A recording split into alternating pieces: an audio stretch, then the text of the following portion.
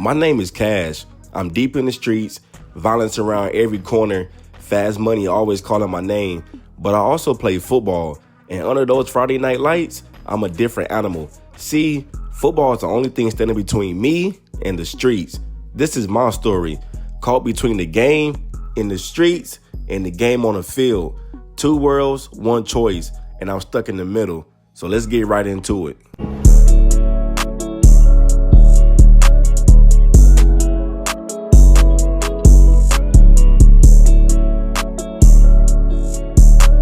I still remember that day like it was yesterday, sitting in the backseat of the car, boxes piled up, waiting on my parents to come out the store.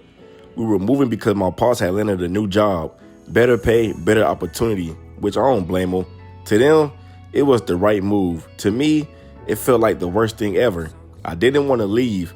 All my boys were back in my old neighborhood, the people I grew up with, and the ones who knew me. Now I was being forced to start over in a place where nobody knew my name. It felt like I was losing a part of myself, leaving everything familiar behind. My parents saw it as a blessing. I saw it as starting from zero. And deep down, I couldn't shake the feeling that this move was about to change everything for the better or for the worse. From the outside looking in, I had it good.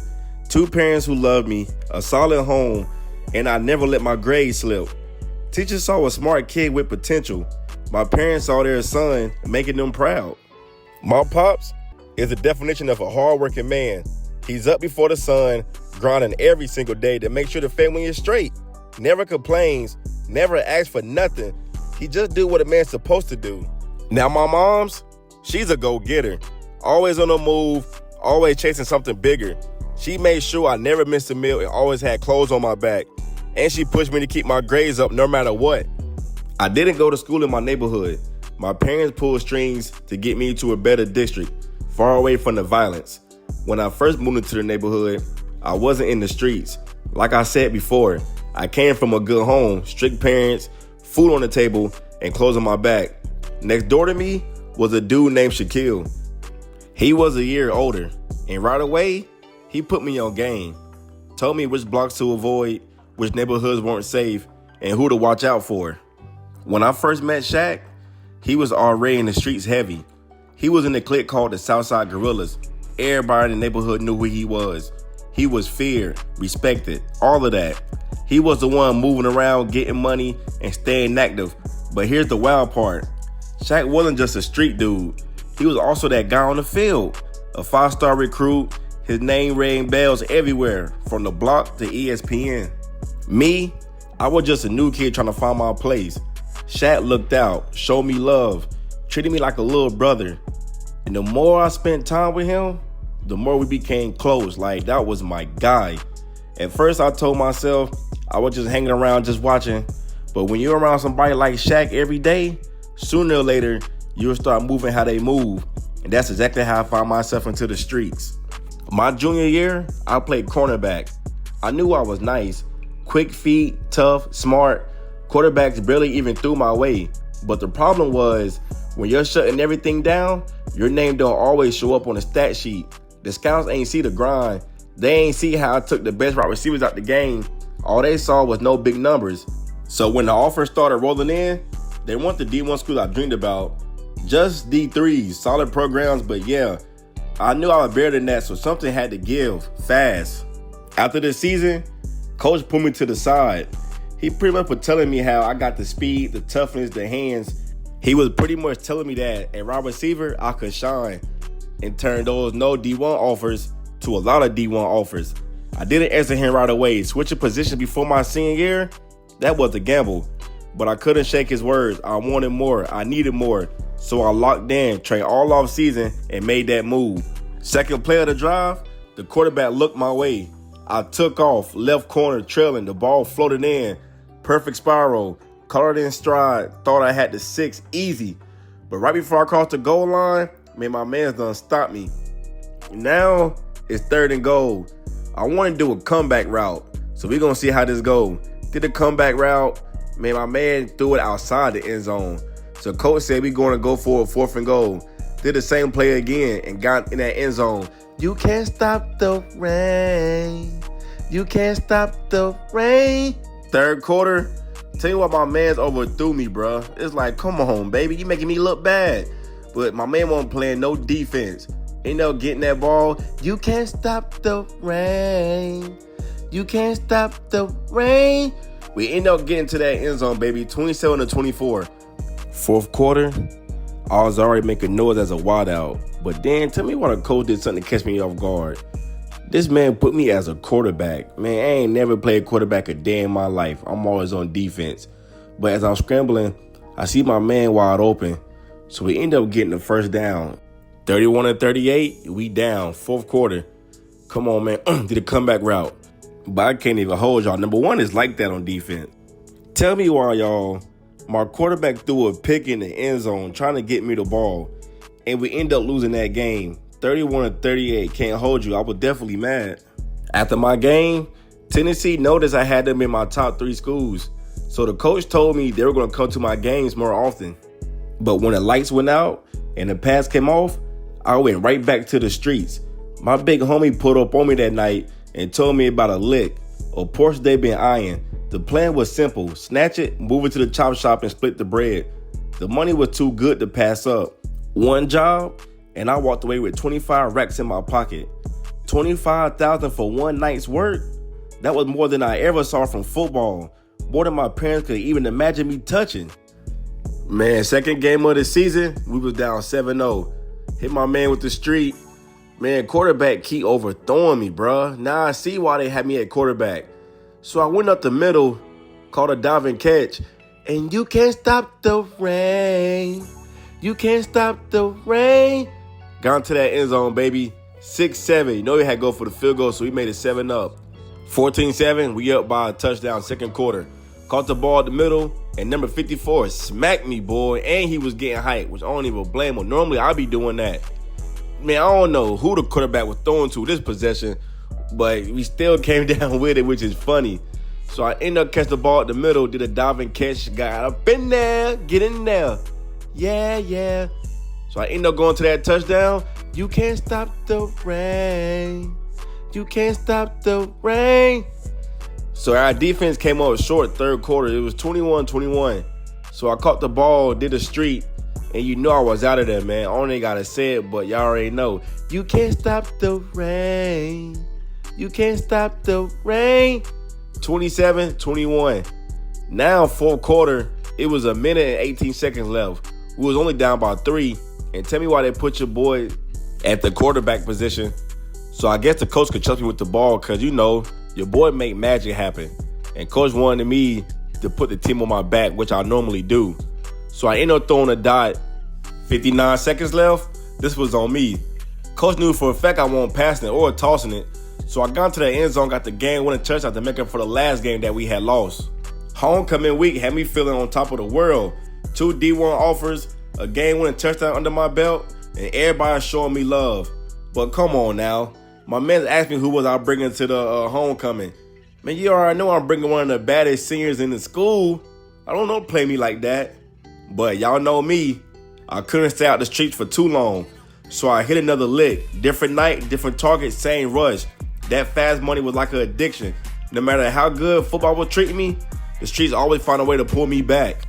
The next day, my big homie hit me up and told me to slide to the park.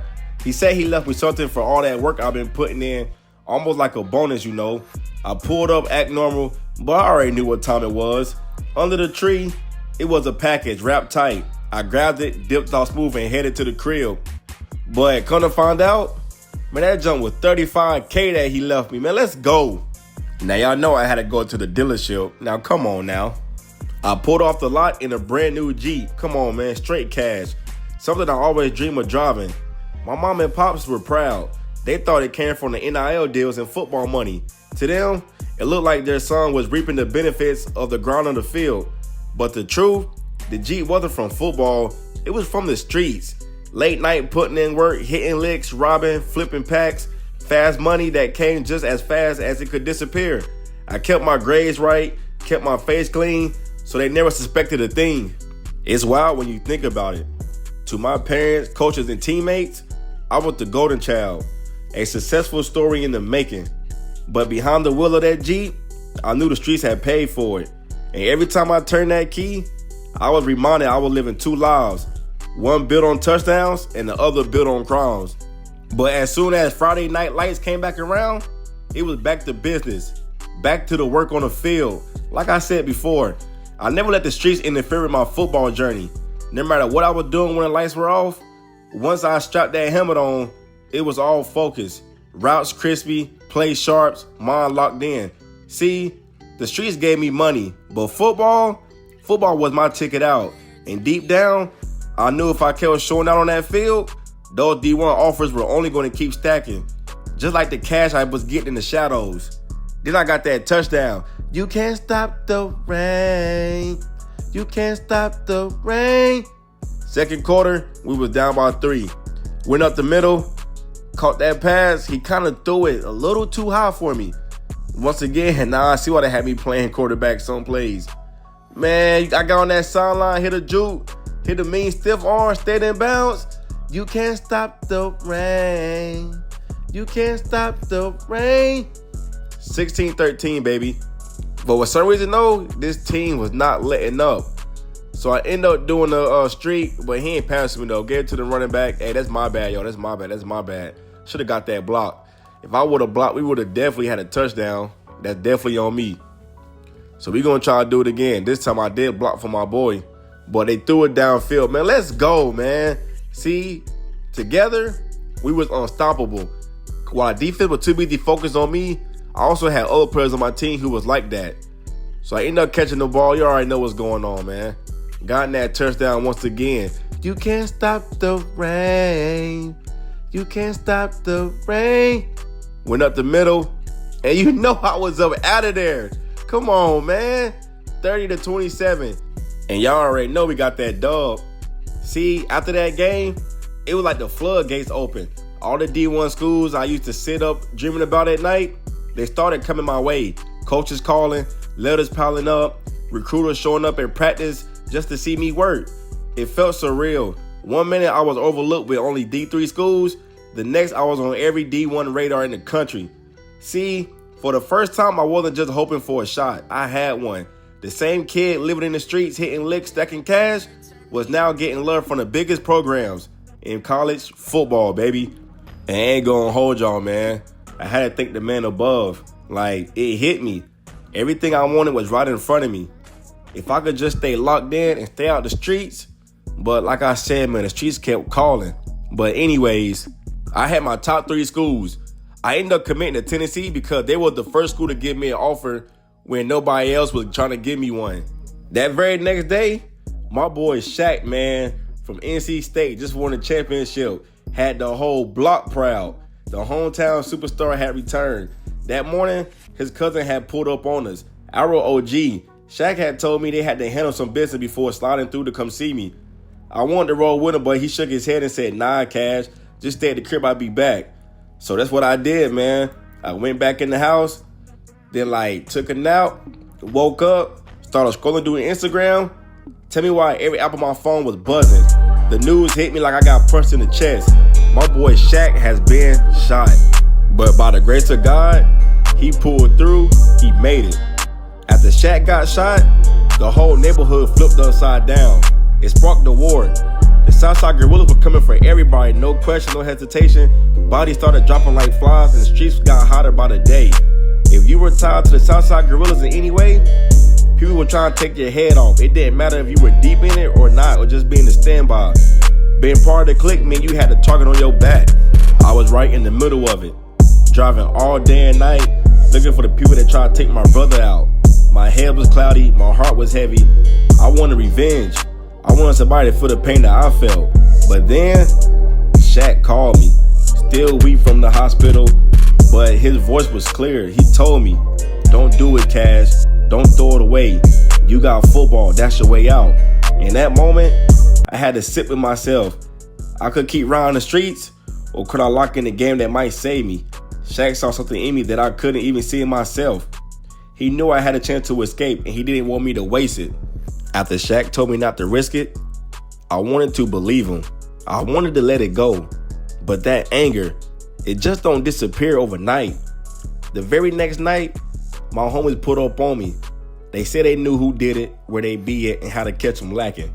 And in that moment, I ain't thinking about Tennessee. Ain't even thinking about football. All I thought about was payback. So you already know what happened. The streets got the best of me that night, and also got the best of them as well. And once you cross that line, there's no going back. Senior night, the stadium lights were bright. The crowd was loud, but my mind was somewhere else. I couldn't shake what happened to my boy Shaq. My boy was still healing. The hood was still hot. The war hadn't slowed down. Every time I closed my eyes, I saw his face lying in that hospital bed. But after that call we had, I knew what I had to do.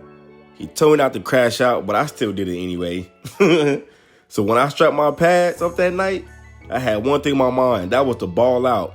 Every route I ran, every hit I took, every catch I made, it wasn't just for me.